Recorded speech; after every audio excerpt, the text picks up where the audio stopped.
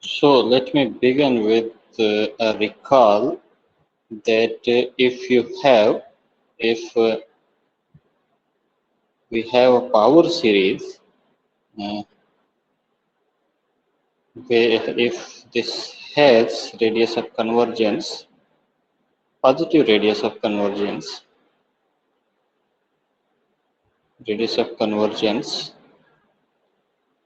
positive, then remember in previous unit we proved that the function represented by this power series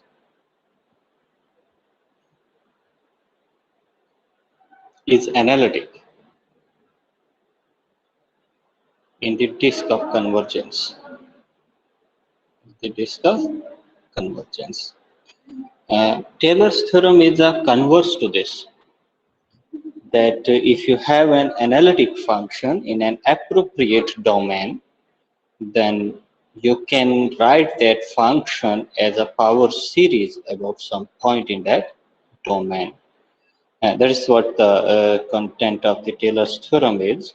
But the question is, what should be the domain where you can expand this? For example, if you have a domain, if for a power series, you have a disk, but domain can be anything like this. So now the question is, suppose you have a function which is analytic on this domain. Suppose you have f is analytic on such a domain, then if you choose point here,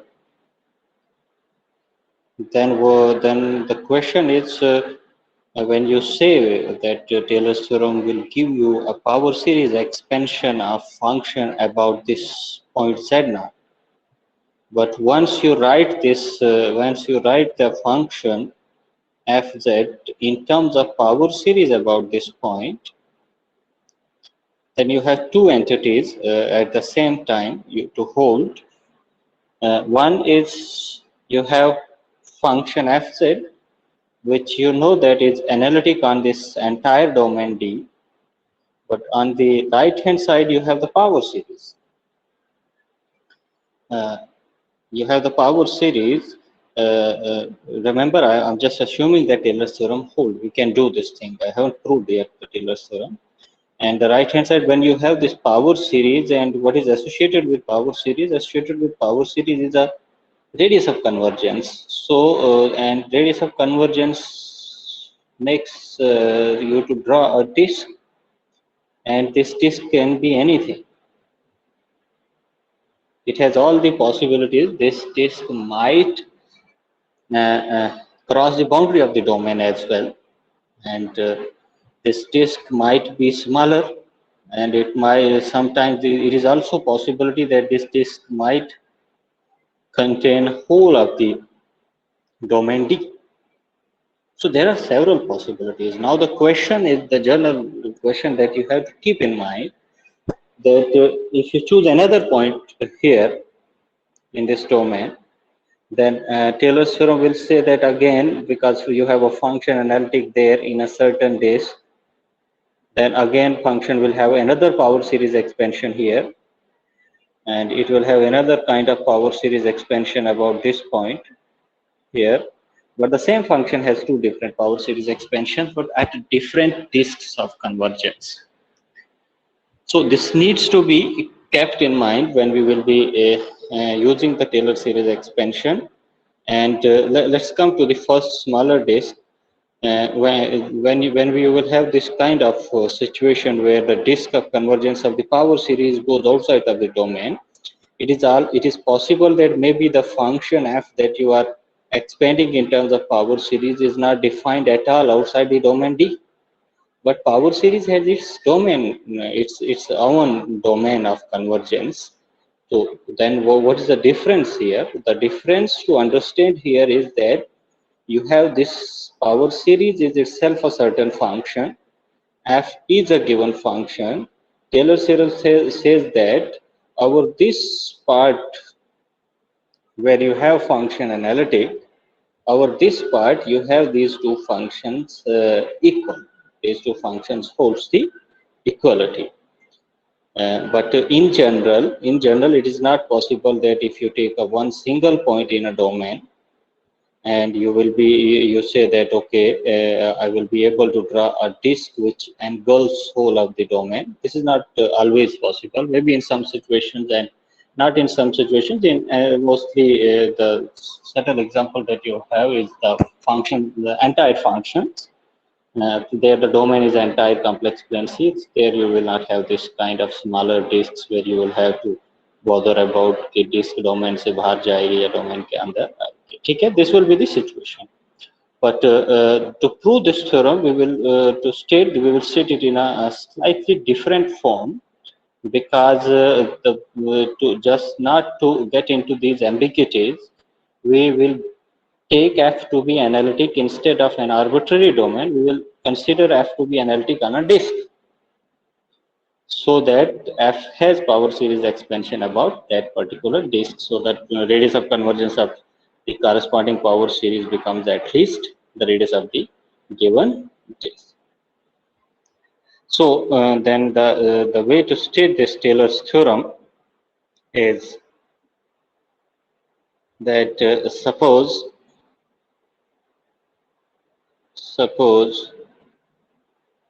F is analytic in a disk z minus z naught less than some radius r, then for each z in this disk, my notation for the disk is d z naught radius r, so better to use this. For each z in this disk, d z naught r, we have this expansion.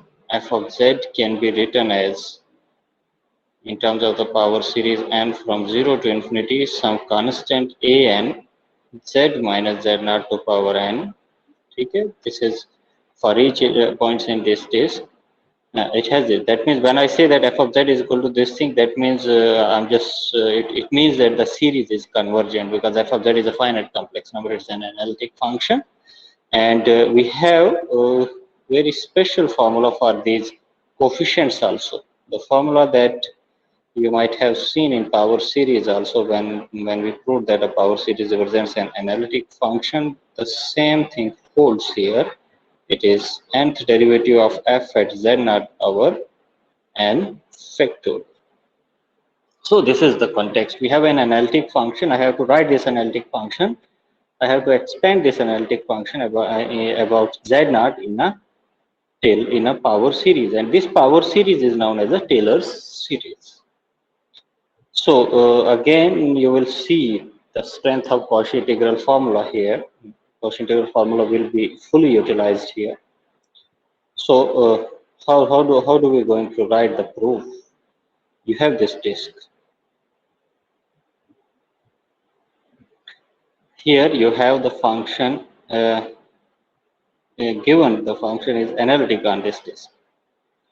This is the center z naught. Okay. Then I have to choose some z. You choose some z. You are better to say fix some z in this disk. Let us fix some z here, and obviously it has some distance from. Let this distance be r from z naught, and now you have, and let r be the distance of z from z naught, and since z is being taken inside this open disk, then clearly this distance is strictly smaller than r. If it is strictly smaller than r, and small r and capital R are two real numbers, you choose the third real number, choose the real number r1 lying between this small r and capital R. This is always possible. So this will be, and then consider a circle of radius r1, and when you consider a circle of radius r1 about z naught, that circle will enclose this Z also. Okay? Then better to write in this way. Then the closed disk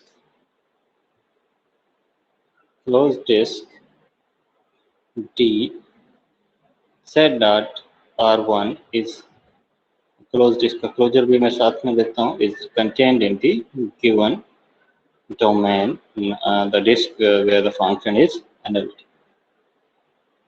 Now the idea to consider this closed smaller disk inside, which contains inside the point Z, about which we want to find this expression of fz in terms of power series. Because this is a closed disk that lies inside this, and so that on the boundary of this disk, which is the circle, the function is analytic there on the circle also. That helps us to now apply the Cauchy integral formula over this circle. Thus, by Cauchy integral formula, I have the value of f at z is equal to 1 upon 2 pi I integral over the circle, smaller circle जो close disc ली है वो circle का radius r1 है, and let me fix the name of this circle to be C. I'm going to use notation C for this circle, the inner circle C. So this is by Cauchy integral formula, if you remember, this is f theta upon theta minus z d theta. This is the Cauchy integral formula. Now the trick, note that what is the trick which will help us to expand this. Trick is to consider the quotient, consider the denominator. Consider this 1 over theta minus z. What you do now, you just add z naught and subtract z naught from this denominator. What you will have, you can write it as theta minus z naught plus z naught minus z. Now take out something. Just bring out something. What you want to bring out, you have to bring out something. Let me tell what you have to bring out. You have to bring out zeta minus z naught. If you take zeta minus z naught out, what you are left with, 1 minus z minus z naught. You can write it in this way upon zeta minus z naught. Now, you might be knowing that, note that when you have, note that for any constant c in complex number c, and c not equal to 1, you know this formula 1 minus c. This has this geometric series expansion of the form 1 plus c square plus so on plus c to power n minus 1 plus c to power n upon 1 minus c. You can check this. If you do not know this, you just check. You find the compute this right hand side. You will get back 1 minus c. So I can write this in this way.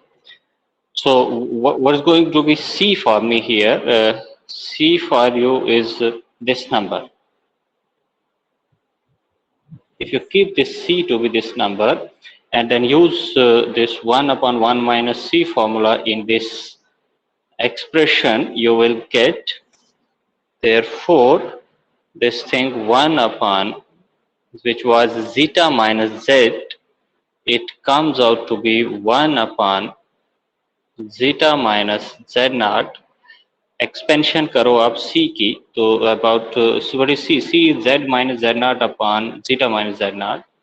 So it has to be 1 plus z minus z naught our zeta minus z naught plus next term is to be z minus z naught upon zeta minus z naught. Why to write? I'm writing the last term so that I do not have any space constraint here.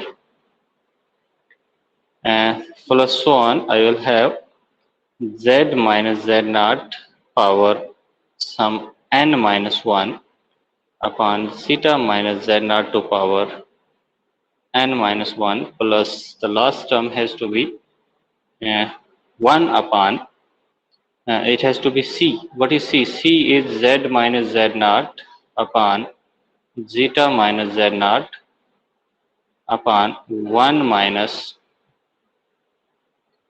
z minus z naught upon zeta minus z naught.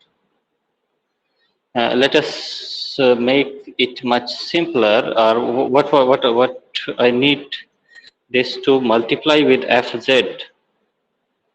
and try to multiply it with fz so that you have f zeta, not fz, f zeta minus z. It is equal to on the right hand side you will have first term f of zeta upon zeta minus z naught plus second term will be z minus z naught.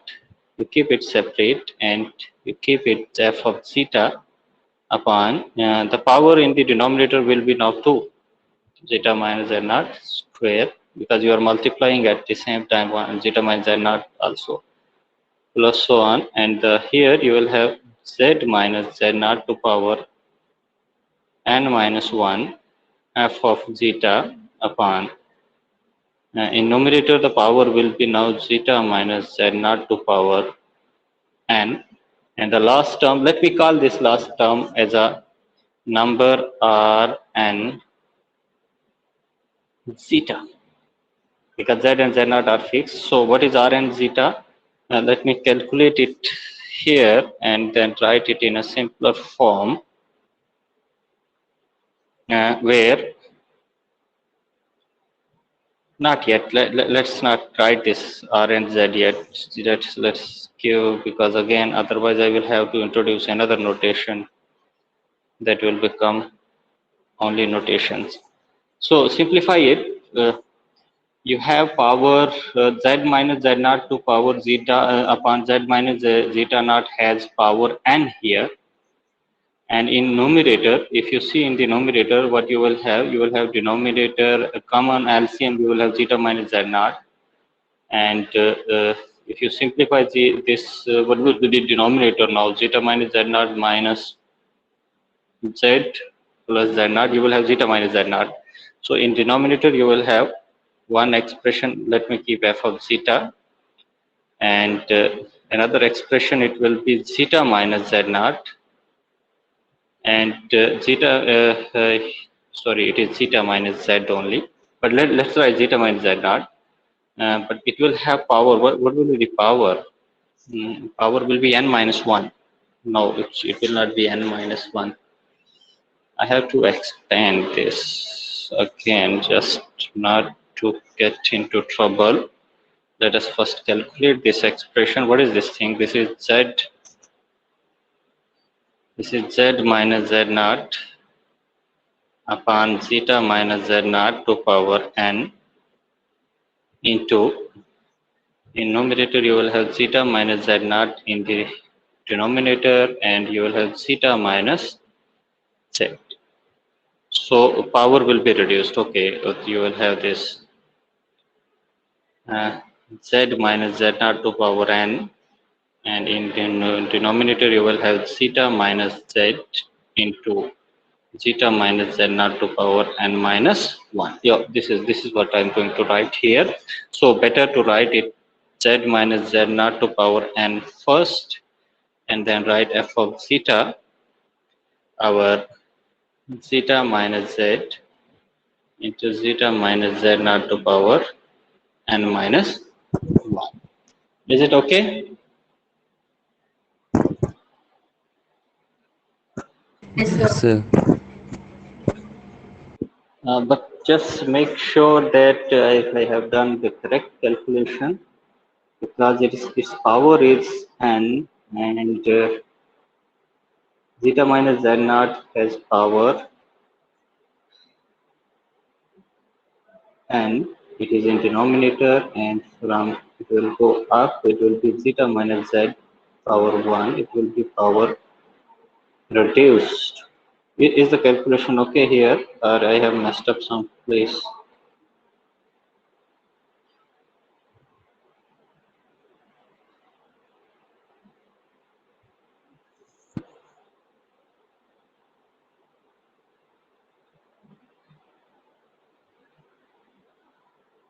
Zeta minus z naught और z naught cancel हो जाएगा, and you will have zeta minus z naught up.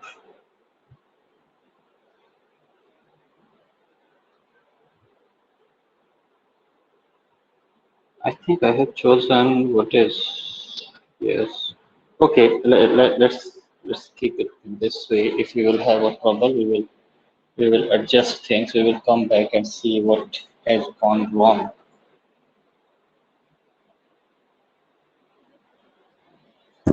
So okay, now.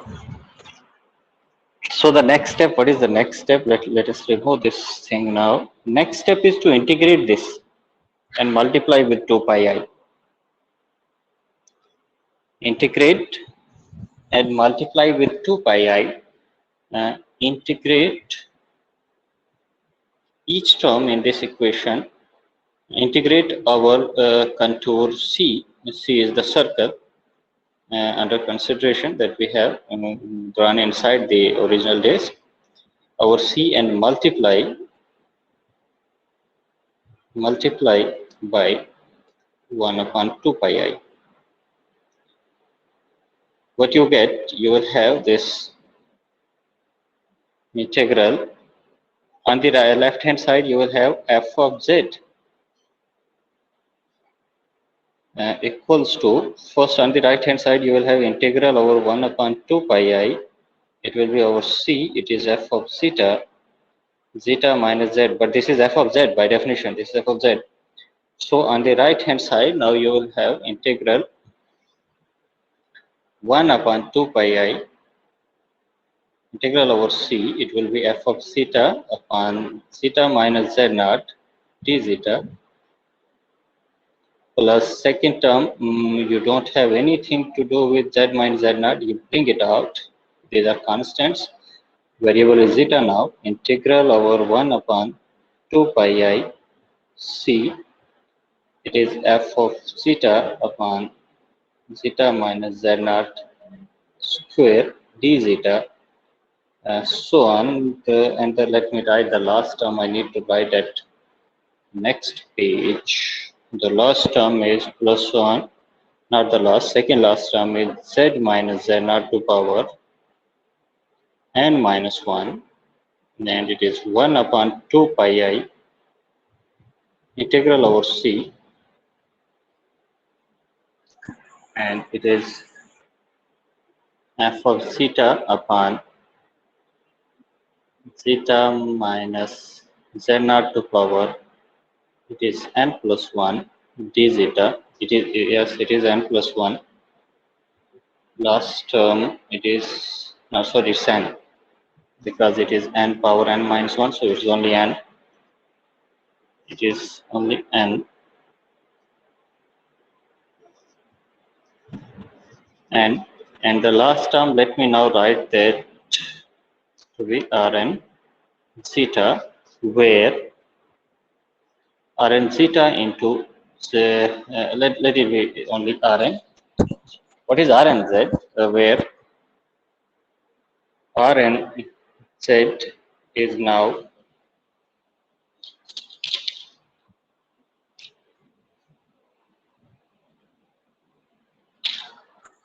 the last term, which is z minus z naught to power n upon 2 pi I integral over C, it is f of zeta upon zeta minus z into zeta minus z naught to power n minus 1 d zeta. You have this expression here.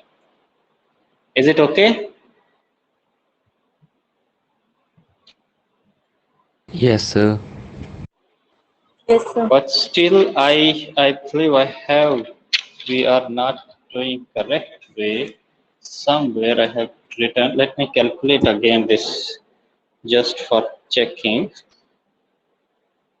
C to power n upon 1 minus c. For us, c was z minus z naught upon zeta minus z naught upon, it has to be 1, its power it has to be n, and it has to be 1 minus z minus z naught upon zeta minus z naught. So if you simplify it, what it is going to be, it is z minus z naught upon zeta minus z naught to power n upon, it will be zeta minus z naught minus z plus z naught upon zeta minus z naught. Okay. If you simplify it, what it is going to be, it is going to be z minus z naught to power n. Denominator you will have zeta minus z naught to power n, and it will be zeta minus z naught upon, it is what is left to you. You are left with zeta minus z only. So it's okay. The power is n minus 1, so no problem. Power is n minus 1. It's okay now. So let us get over it and move on.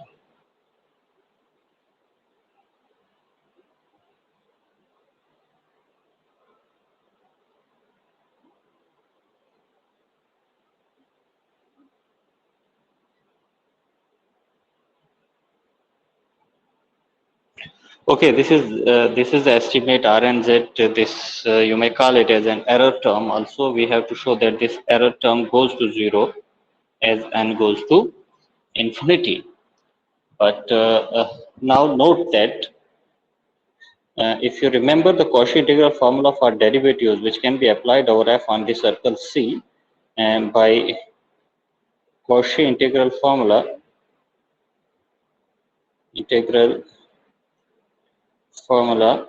for derivatives,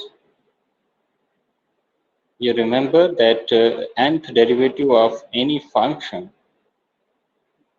at z naught is given by n factorial upon 2 pi I.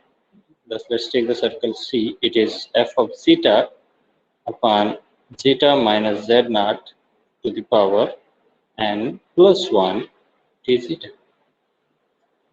And let us shift this n factorial to the denominator here on the other side, so that we do not have it here. If we do not have it here, we will have 1 here in place. 1 here. So that means this term here, first let us look at this term. This term has to be n minus 1th derivative of f at z naught, and similarly, if you look at this term here, this is again by Cauchy integral formula value of f at z naught, and the second term here, this one, it has to be the first derivative of f at z naught. So with this, what we have, therefore, we have from this previous equation, this one, let me call this star. From this previous equation, f of z, the first term was f at z naught, second was f derivative at z naught times z minus z naught, and similarly the second term will be a double derivative of f at z naught into z minus z naught square upon 2 factorial plus so on, and the second last term was n minus 1th derivative of f at z naught upon n minus 1 factorial plus the error term, which is Rn zeta. So now to complete the proof, it only remains to establish that this error term Rn zeta goes to 0 as zeta as n goes to infinity, so that you will have this as a power series, because now you are having the powers of z minus z naught. But okay, I just missed here power, writing power with this expression also. So we need plus 1 plus it has to be z minus z naught to power n minus 1. Let it be double star. Star is always a Q1. Now, but how? Let's calculate the. Let's try to make sure that this goes to 0 as n goes to infinity. So, what is the situation? This is, you have a larger disk of radius r, capital R. Then you have z here, and you have a circle of radius r1, and this distance is r. So zeta is coming from this circle. So that means you have this zeta minus, what you say, what you need zeta minus z indeed. Okay, no, not you need zeta minus z naught. That's zeta minus z. I can write it in as a greater than or equal to, using the triangle inequalities application. It is zeta minus z naught minus z minus z naught. What is zeta minus z naught? Zeta minus z naught is the radius r1, and what is z minus z naught is the radius, is the distance r. And so then what is the reciprocal of this number? Reciprocal of this number, zeta minus z, has to be less than or equal to 1 upon r1 minus r. Remember, r1 minus r is a positive number because you have chosen r1 to be greater than r. You have this expression. Therefore, now let's look at the modulus of, therefore, modulus of r and zeta, which has to be less than or equal to modulus of z minus z naught to power n upon 2 pi, because I का modulus 1 हो जाएगा, integral over c. At the same time, I'm taking the modulus inside. That's why I have put it here. Inequality less than or equal to, we will have f of zeta upon mod of zeta minus z into mod of zeta minus z naught power n minus 1 mod of t zeta. So what is this mod of z minus z naught? Z minus z naught is the distance r. Z minus z naught is the distance r, so it has to be r to power n upon 2 pi. And also note that this function f is analytic, and so it is continuous, and in particular it is continuous on this circle. And remember, circle is a compact set, and functions which are bounded on continuous on compact sets are bounded. Therefore, it is bounded. This function f is bounded on this circle, and I can take its maximum and let its maximum be m. Its maximum be m. Let me write here where m is equal to maximum of mod of f of zeta over the circle C. It is possible because this m will be a finite number, and this, so this is m. Now I have considered this inequality here, that 1 upon mod of zeta minus z is less than or equal to r1 minus r. So you will have here 1 upon r1 minus r. Then what is this zeta minus z naught to power n minus 1? But you don't have any problem with power n minus 1, but the zeta minus z naught is nothing but the radius of this inner circle, which is r1. It has to be r1, and so what is left to you now is c times mod of d zeta. But what is this mod of d zeta? This is the arc length. This is the arc length of this circle, and this arc length has to be 2 pi times radius. What is the radius of this circle? Is r1. But here the power of this, just a minute, power of this r is n minus 1. This radius of this is power is r1. Okay, now what you have, I still believe that I have done something here in calculation, because my own calculation has given me power and why I am getting here this power differently. Just a minute, just a minute. It's n minus 1, it is power n. Zeta minus z naught power is n, then y power has to be n minus 1. Oh, okay, yeah, I got the where we have done the error. Look here. See, when we were multiplying, when we considered this step, at this step we had to multiply each term inside the bracket by zeta minus z naught. I multiplied each term with zeta minus z naught, but except this term, this was not multiplied. Last term was not multiplied. This was also multiplied because power is n, but this term was not multiplied here with zeta minus z naught. Because now I have to consider this multiplication, when I multiply this, I will have power. I have to reduce. I have to power not n minus 1. I will have power n here also. I will have power n here also. Will have power n here also, and similarly, where else? I have to consider power n here also. Is it okay? Is it okay now? You got where was the mistake?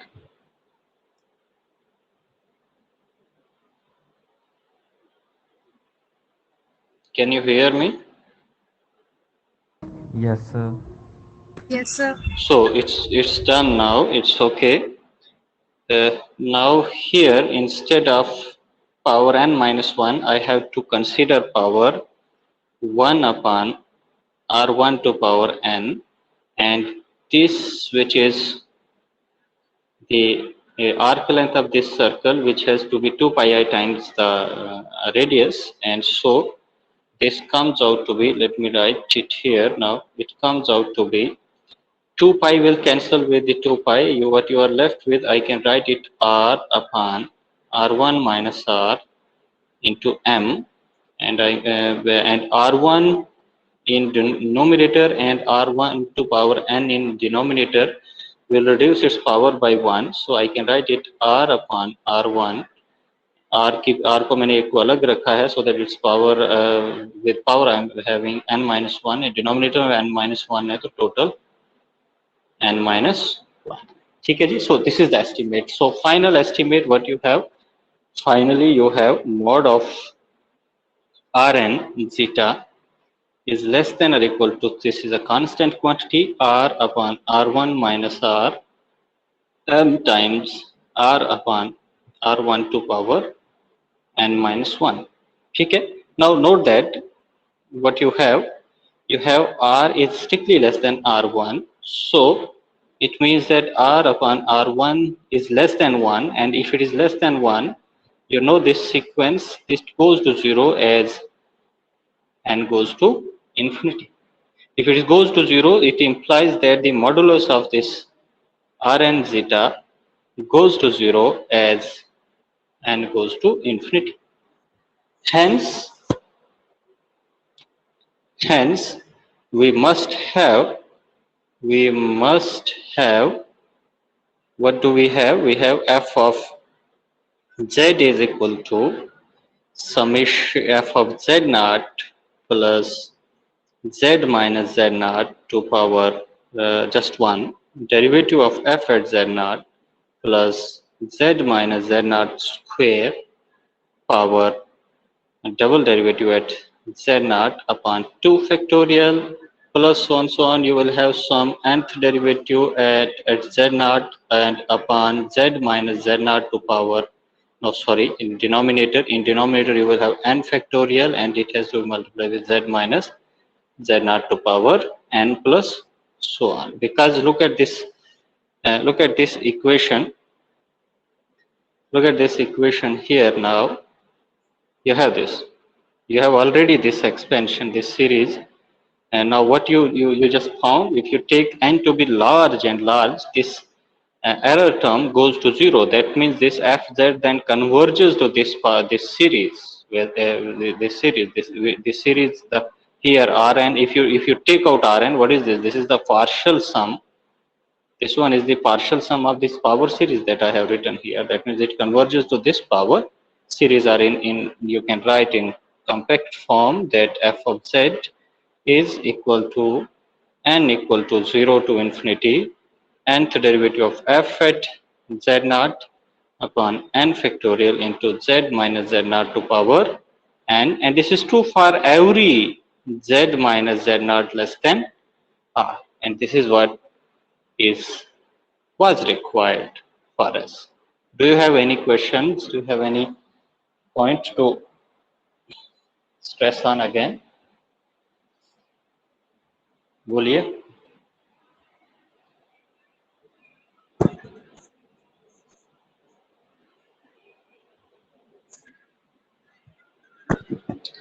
It is a very important. It is a very important indeed description of an analytic function. That if you have a function analytic at a point, when I say that a function is analytic at a point, that means you have a disk about that point where this function is analytic. And indeed, this becomes a definition of analytic functions. If you will read some of the standard textbooks, they give the definition, one of the equivalent definition of an analytic function as that a function f is analytic at some point z naught if and only if f of z is equal to a power series z minus z naught to power n, where n from 0 to infinity for z minus z naught less than r and for some r greater than 0. This definition is justified by our this Taylor's theorem and the earlier result on the power series, where we proved that power series represents analytic function around the disk of the convergence. And what Taylor series says there, Taylor series says that if you have a function analytic at z naught, when you say that function analytic at z naught, what is the definition of a function at a point? Is that you will have a neighborhood of that z naught, and disk is a neighborhood. You can take disk to be a neighborhood. You will have a disk about, upper disk about z naught, where the function will be differentiable, means the function will be analytic at that disk. When you apply the Taylor's theorem, you will have the direct part that f of z has this power series expansion. For the converse part, when a function has a power series expansion, then by the earlier result in the previous unit, you know that the function represented by this power series is analytic in the disk of convergence, and the disk of convergence is centered at z naught, and in particular f will be analytic at z naught also. It has many other consequences. Now indeed this Taylor's theorem will be a standard tool for us to further the study of analytic functions, but we will study some consequences. You will get some exercises where you have to apply this Taylor series expansion. To solve those exercises, I will post them in your group. But another thing that you can notice here is that if, for example, if you consider f to be an entire function, if f is entire function, then what is the disk where f is analytic? F is analytic for the disk of radius infinity. Then in that case, f of z will have a Taylor series expansion about 0. And this expansion will be valid for every z less than mod z less than infinity.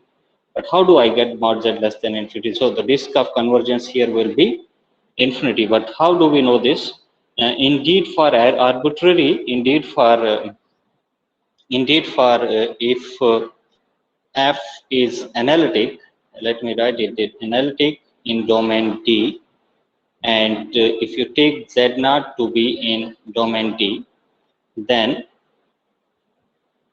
the radius, because now you can expand f in terms of Taylor series, because f is analytic at z naught.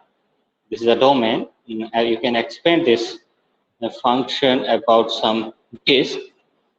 Then, but about the Taylor series expansion, it will have some Taylor series expansion a and z minus z naught to power n. But this Taylor series is a power series also, and power series has a radius of convergence. Another problem is that of finding the radius of convergence of this Taylor series, and the radius of convergence of the Taylor series of f about z naught is the distance of z1 from z, where z1 is the point where is the nearest point where f fails to be analytic, So this is a very important observation. For example, let me consider this function fz to be 1 upon z square minus 1. And note that this function is analytic at every point except at plus minus 1. This function is not analytic at plus minus 1. At plus 1, this is not analytic. At minus 1, this is not analytic. And if you are told to find the Taylor series expansion of this function about 0, you can find its Taylor series expansion about 0 because it is analytic at 0. So then the radius of convergence of the Taylor series will be the distance of 0 from the nearest singularity. Singularity of an analytic function is the point where the function fails to be analytic. And look at, you have two singularities for this function, minus 1 and plus 1. Both are at an equidistance from 0. So the radius of convergence of that power series will be the distance from 0 to 1, which is 1. So the radius of convergence will be 1. That means if you find the radius of the Taylor series of this function about 0, then radius of convergence is going to be 1. But if you have to find its radius, its Taylor series expansion, for example, if this is the situation, you have this situation, and if you are told to find its radius of convergence, its Taylor series expansion about, for example, this is I times 2. You have to find, suppose you have to find its Taylor series expansion. Then you have to find the distance of this z naught from the singularity. So you measure all the distances. This is the distance. This is the distance. I think they all are at equal distance. And you just find this distance. What is this distance? You can find this by Pythagoras theorem. This is 1. This is 2. So it has to be 2 plus square 4 plus 1. It has to be 5. This has to be the distance, nearest distance from the singularity. In the same way, if you have here a point where you are told to find the distance, where you have to told to find the Taylor series expansion of this given function, which is z square minus 1, then what you have to do to find the radius of convergence of the Taylor series of this function about this particular point z naught, you have to measure the distance of z naught from all the singularities. Then the smallest distance from all the singularities will be radius of convergence. Here the smallest distance will be this one, and you will have a radius of Taylor series expansion about this distance. You cannot have this radius of convergence to be bigger than this distance, because once the radius of convergence is bigger than this distance, the disk of convergence will include 1 also, which is not possible, because at 1 the function is not analytic. Okay, I will stop here. If you have any questions, I will give some other exercises and some hints along with it in notes section. Then if you have any query regarding those exercises, we can discuss them, and you should Goliath.